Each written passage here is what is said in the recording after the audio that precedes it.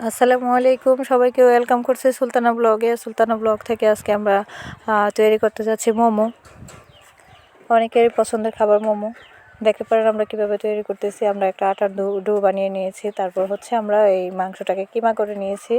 ছুরি দিয়ে কিমা করেছি কারণ এটা একটা দানাদার ভাব থাকবে। সাথে নিয়েছি আমরা হচ্ছে আদা পেস্ট, রসুন পেস্ট, পেঁয়াজ কুচি। তারপর আমরা একটু গোলমরিচ তেলে বেটে নিচ্ছি।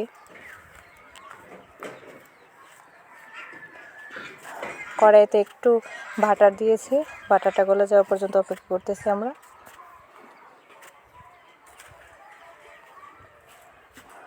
বাটারটা গলে গেলে আমরা এর মধ্যে দিব প্রথমে রসুন কুচি, তারপরে আদা পেস্ট।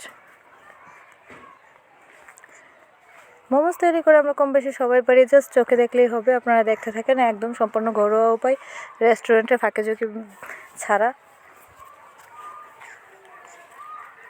কি সুন্দর গ্রান বের হয়েছে।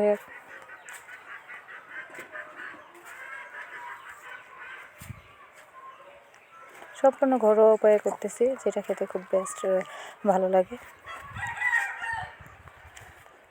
পেঁয়াজ কুচি দিয়ে দিচ্ছি।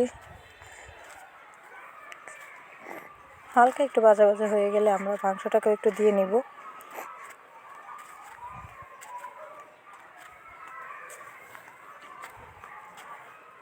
মাংসটাকে একটু দিয়ে ভেজে নিচ্ছি, কারণ হচ্ছে আমরা বাঙালি, আমরা এত কাঁচা খাবার খেতে পারি না। আমার কাছে বেস্ট লাগে না কাঁচাটা, তাই আমি একটু হালকা করে ভেজে নিচ্ছি। যদিও ভাপে সিদ্ধ হয়, মোমোস কাঁচাই তৈরি করে, তারপর আমরা একটু ভেজে নিচ্ছি। আপনারা ঘরে বানিয়ে ট্রাই করবেন। মাংসটাকে আমরা একটু ভেজে নিলাম। এর মধ্যে দিয়ে দিচ্ছি আমরা একটু গোলমরিচের গুঁড়া,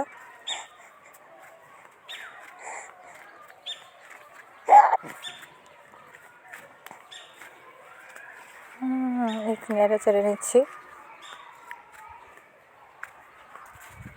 মোমোস তৈরি আমরা কম বেশি সবাই পারি। আপনার একটু সয়া সস দিয়ে দিলাম। যেটা বলতে নিচ্ছিলাম, মোমোস তৈরি আপনারা একটু নিজেদের মতো করে শেপ দিয়ে নেবেন। একটা বড় রুটি করে নিচ্ছি এখন। যার যেমন সুবিধা সে তেমনভাবে রুটি করবে। কেউ গোল গোল ছোটো ছোটো করে করতে পারে, কেউ বড় একটা রুটি করে শেপ দিয়ে কেটে নিতে পারে।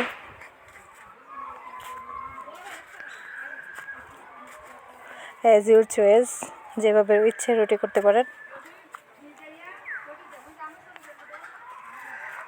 আমাদের রুটি করা হয়ে গেলে মোমোসের শেপ দিয়ে নিব। সুন্দর মোমোস। আমার মেয়ে বলতেছিল ফুপি অনেকগুলো কচ্ছপ বানাতে পারে। ওয়াও, কি সুন্দর কচ্ছপ, কারণ ওর কাছে এটা কচ্ছপের মতো মনে হচ্ছিল। আমরা একটু ভাপে দিয়ে নিব। আমাদের মোমোস বানানো কমপ্লিট। ভাপে দিয়ে দিব, ভাপে দিয়ে দিলে হয়ে যাবে আমাদের মোমোস। আমাদের ভিডিও